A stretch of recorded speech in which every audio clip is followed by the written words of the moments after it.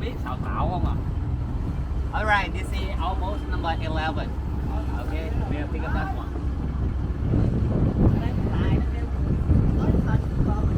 Vậy hả? Ông đúng con thúng con sao? Quá đó tao là 22 năm rồi đó, cho mày biết.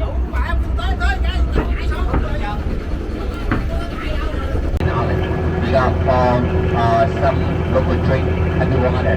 Okay, snack wine, coconut candy, animatic candy as well, and go into restaurant as well. Okay, so right now because they just the end of the typhoon, so now they have to waiting. Alright, they have to waiting about maybe a few days. You go to the sea, take a fish about 1 month to come back. See down here, you see the boat just stop right here on the bank as a fishing boat. Ở khu trên thì có vườn bưởi, nhưng mà vườn bưởi thì nó chưa có. Okay.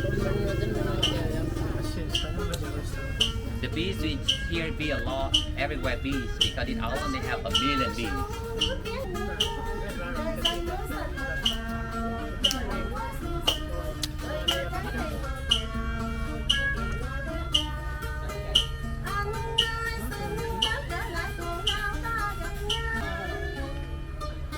Lòng mình trong dòng tình rồi mùa lúa trổ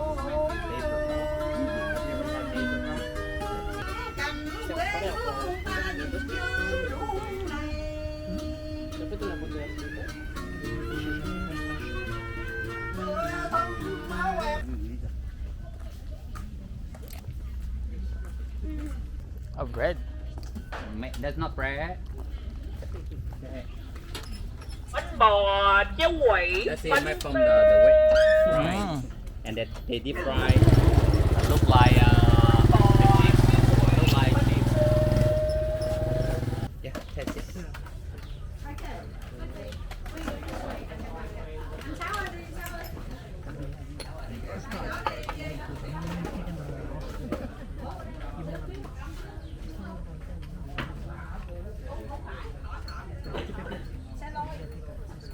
Getting flu. Okay, or sometimes when you cold, they get for your heart and your throat. Okay, so they drink that one, and also good for the stomach because the honey good for your stomach. You have a, you know, sometimes you got a upset.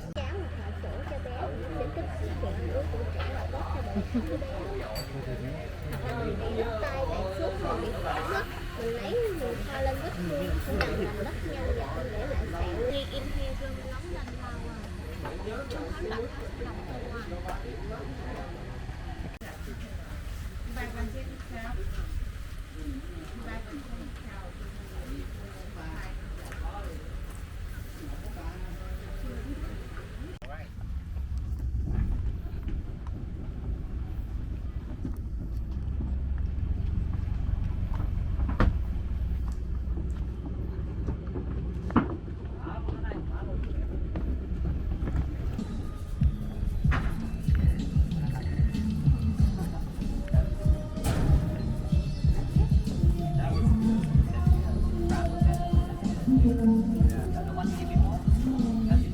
Bring out.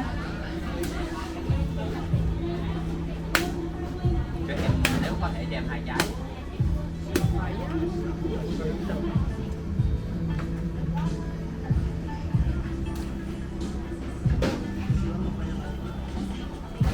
Mình uống thử không?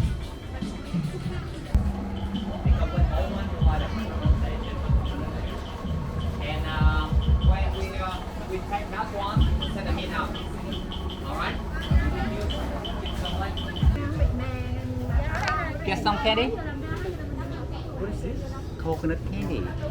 With Still some, hot. They're still hot, but just they're finished. They just put. They have another one. Gia đình mình có ai muốn mua kẹo dừa về làm quà mua phía bên này.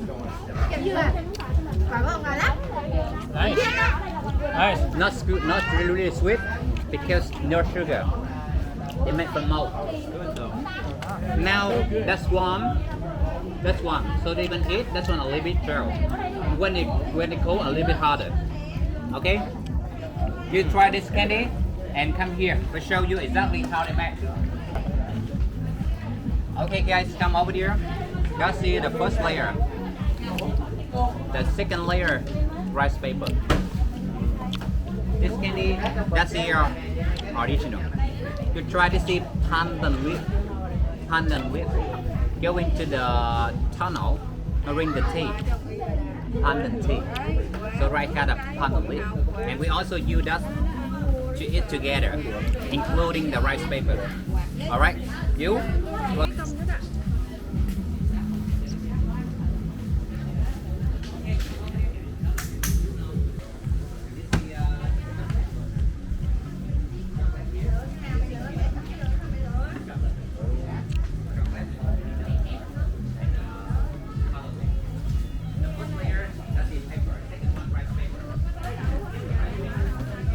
Outside, you see that?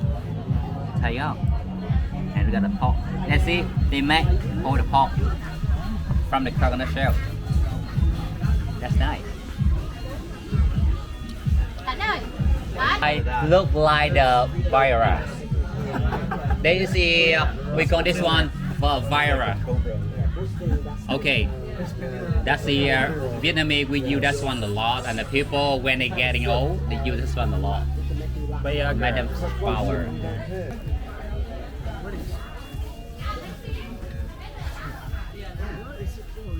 What king cobra?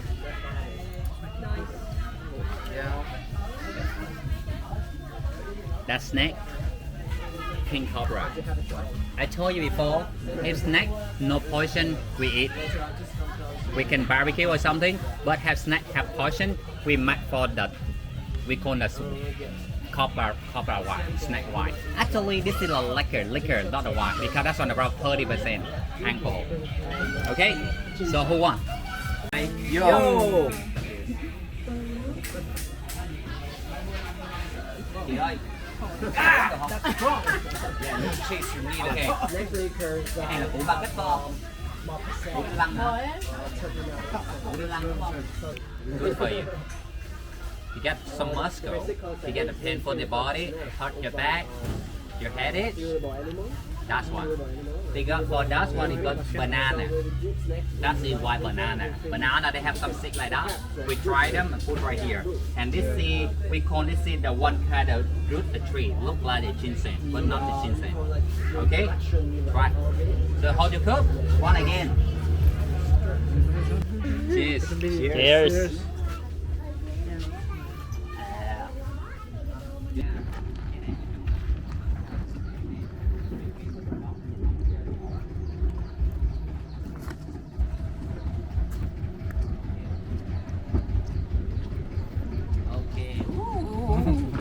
So when you get a restaurant, they have the crocodile farm. Okay, they have the permit to get the farm here. Chứ nơi tới nhà hàng á, mình sẽ có cái nuôi cá sấu, nuôi rắn, rồi nuôi trăng. Sau khi mà mình đi xong cái đò chèo á, thì mình sẽ dùng cơm trưa. Sau khi dùng cơm trưa xong, mình sẽ có thời gian nghỉ ngơi. Nếu mà gia đình mình có bỏng ở đó đó, mình sẽ nghỉ ngơi chút xíu. Rồi sau đó đây có họ vòng quanh cái khu công viên của nhà. Thì ở nhà hàng thì nó cũng có dừa nước, mà nếu gia đình cũng dùng thử thì mình có thể mua 1-2 ly. Nó sẽ pha với nước dừa và dừa nước mình ăn.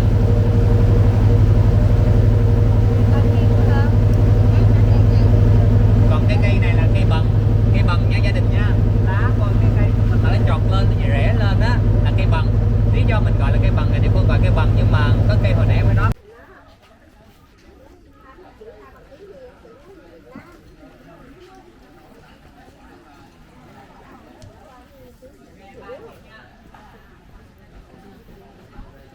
Rồi em quay cứ lên rào để em chụp hình cho. Okay, so 3 of you for next one. When you get on the boat, step on the middle and give back to that side. Look. Hôm nay là okay.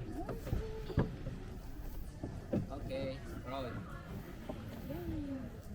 Rồi bây giờ quay lại là Are those? Oops, sorry. đúng rồi. Catching white crabs.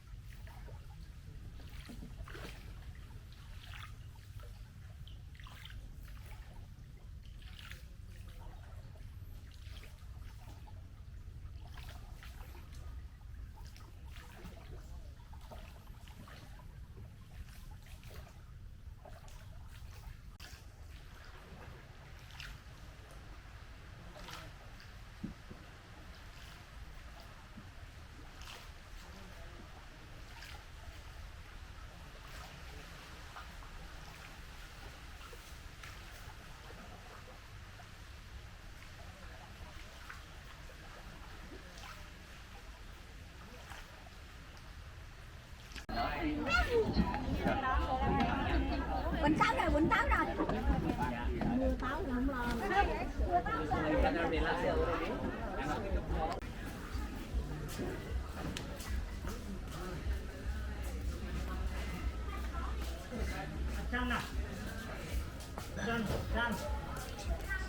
Ui, to quá nhỉ.